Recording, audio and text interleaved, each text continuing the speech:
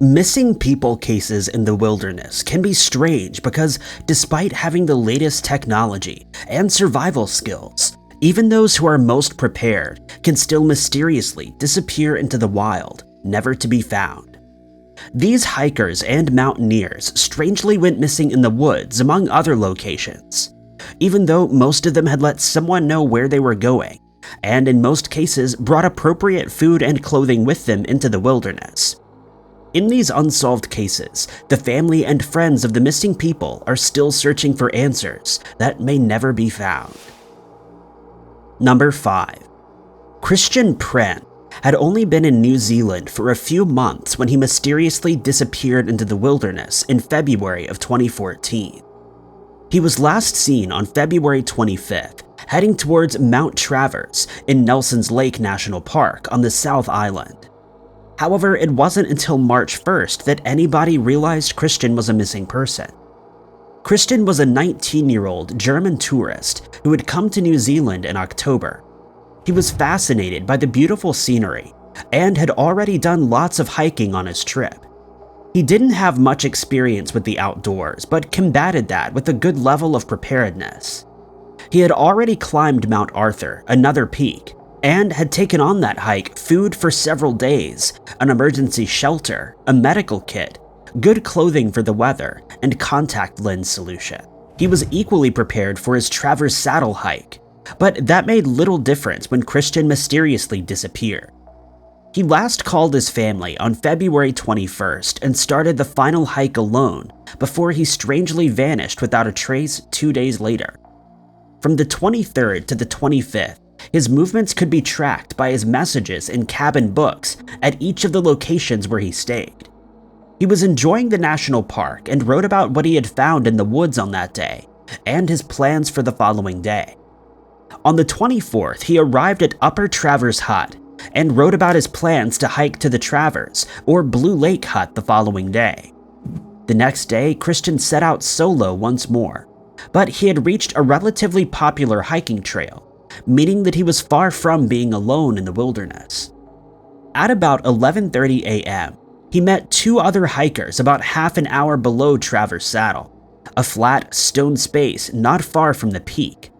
The 3 discussed climbing the mountain, which Christian seemed enthusiastic about. One said that it was easier to leave their pack at the saddle and return for it after climbing the mountain. The 2 other hikers left Christian there. Sometime after talking to the hikers, he went missing. On March 1st, Christian's pack was found on the saddle and reported to park staff as missing. Most of Christian's belongings were still in the pack, but his cell phone, passport, and camera were never found. When a search for the missing person began, nobody realized how long Christian had been alone in the wilderness for. He had already faced snowfall a day prior, and would face more later in the week. With the snow covering his tracks, Christian could not be found. To searchers, he had strangely vanished into the wild without a trace. They began to develop theories to explain the mysterious disappearance. Despite being a very popular hiking trail, it was also dangerous. It wasn't uncommon for rocks to slip away underfoot, and it was definitely possible something terrible had happened and Christian had fallen from view. Search teams combed over the area where they thought Christian might be. They didn't think he would go far without his pack, even if it would have made climbing the mountain easier. The best theory was that he had walked a short distance to take photographs and then an accident had happened.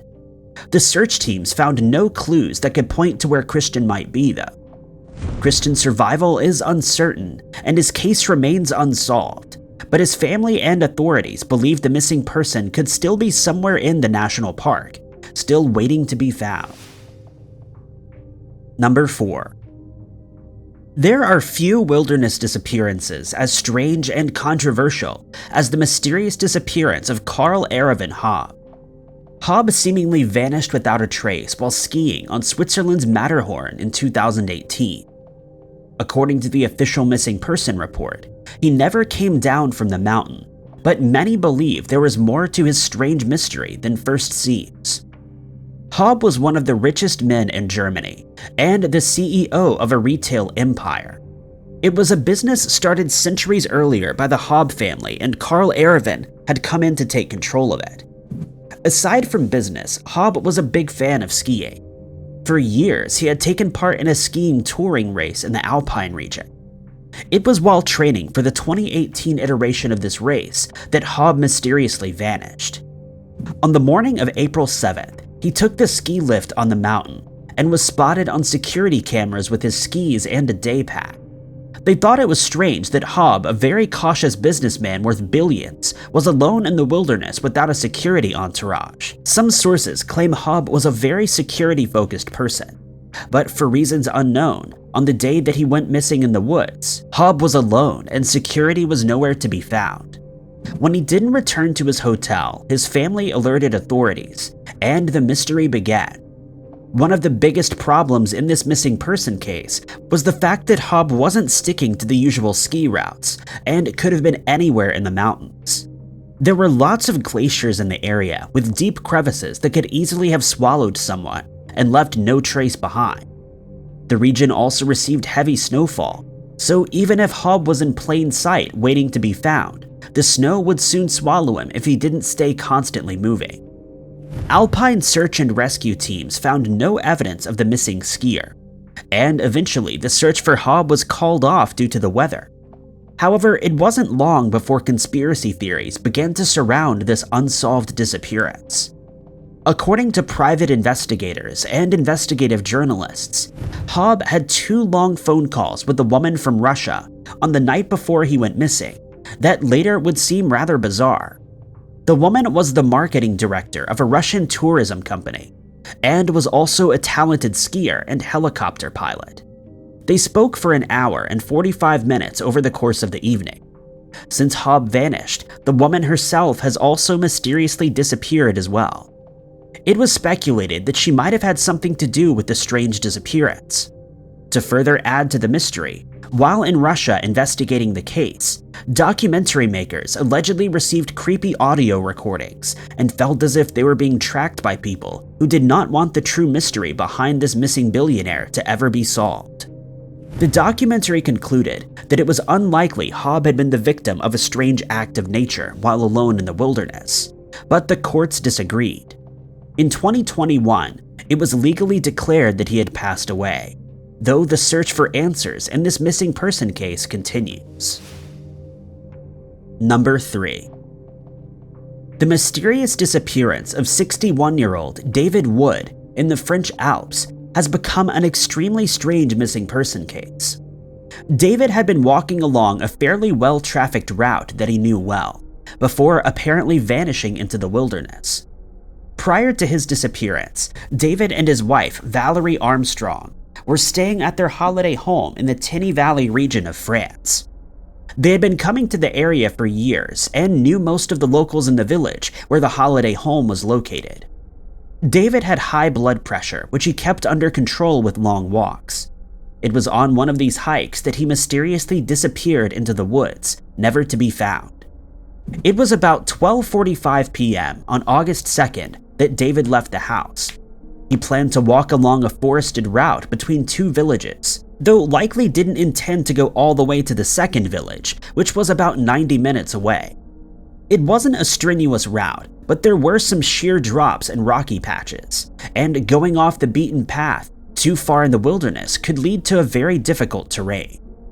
The walk was one David had done many times though, so he wouldn't have expected anything strange to have happened.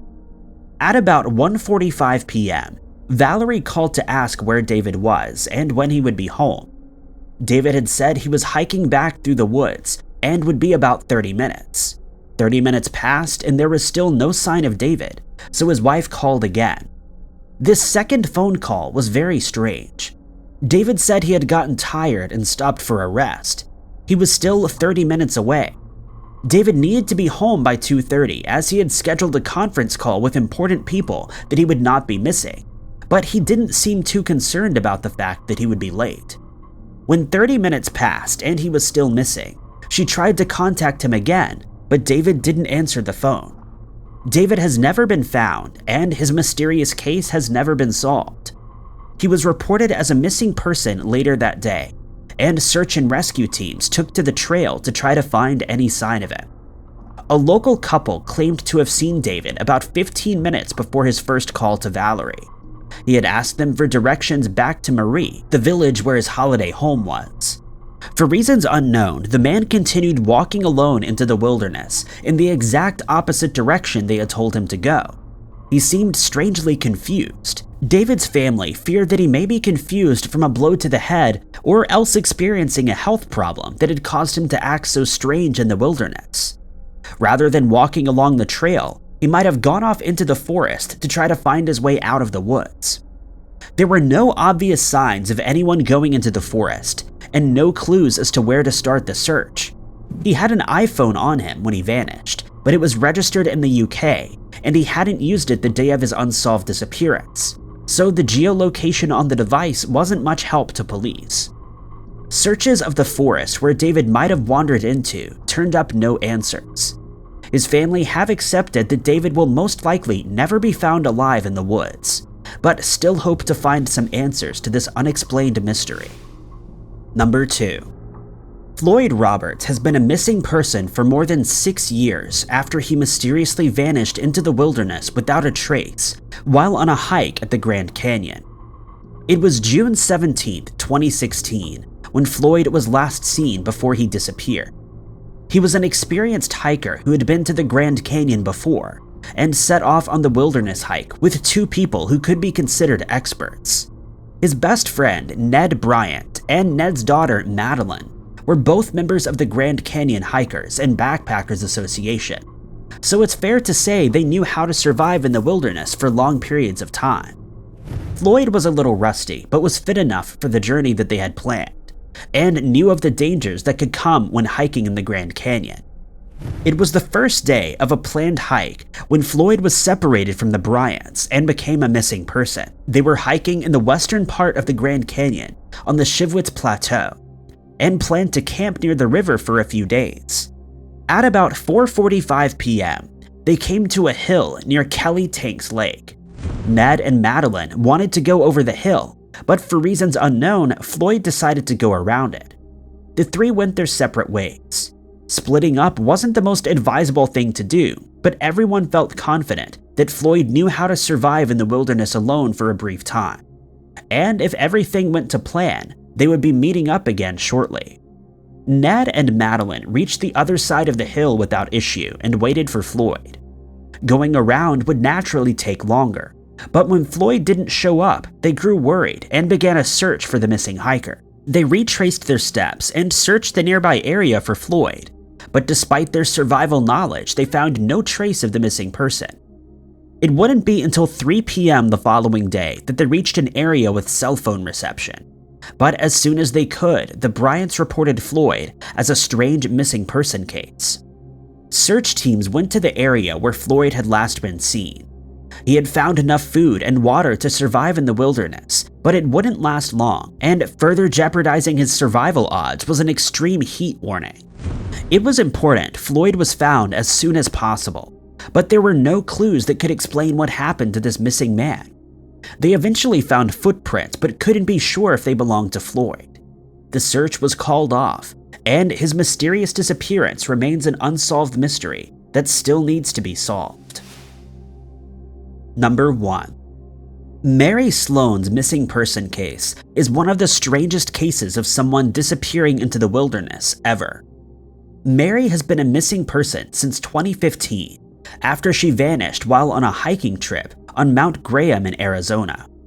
What makes Mary's disappearance so strange is that, unlike other unsolved cases of people vanishing into the wilderness, Mary wasn't actually on her hike when she disappeared. On September 3rd, 2015, the day she went missing, people had seen her. It was a large group that she was with. She and 7 others had formed a Tucson meet and greet trip. They'd gone hiking together a few times before, though Mary's family didn't know any of them. That evening, they stopped at the side of a Forest Service road in an extremely remote region. They would have driven through about 30 miles of wilderness to reach the spot where they camped, including 10 miles of dirt road, and past multiple established campsites. For some reason, the group did not wish to camp at an official site, and simply stopped at the side of the road near a steep cliff. At about 8:30 p.m., most of the group turned in for the night. When they woke up the next morning, they discovered Mary wasn't with them. Mary's tent apparently hadn't been slept in, and there was no sign of what could have happened to her. Mary's purse and cell phone were also found at the campsite, so it seemed unlikely the missing hiker had simply started out before the rest of the group. Her disappearance was truly unexplained. A ground search started that day and continued into the wilderness for a few days. The search included sniffer dogs, and one traced Mary's scent to the cliff. But perhaps strangest of all, when a team scaled the cliff, they found no sign of the missing woman at the bottom. What happened to Mary remains an unsolved mystery. It's possible she met with foul play. If so, it seems likely someone in the hiking group was responsible. As their location was so remote, it seems unlikely anybody would have stumbled across them and attacked Mary. Another possibility is an intentional disappearance. Mary was still mourning the loss of her husband, who had passed away a few months before.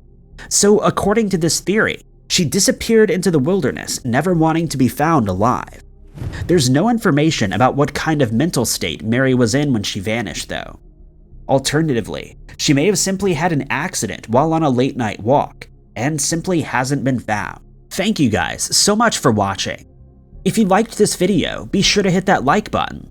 Also, don't forget to subscribe and click that notification bell to keep up to date with all of our future uploads. But my name is Ty Knotts, and I'll catch you guys in the next video.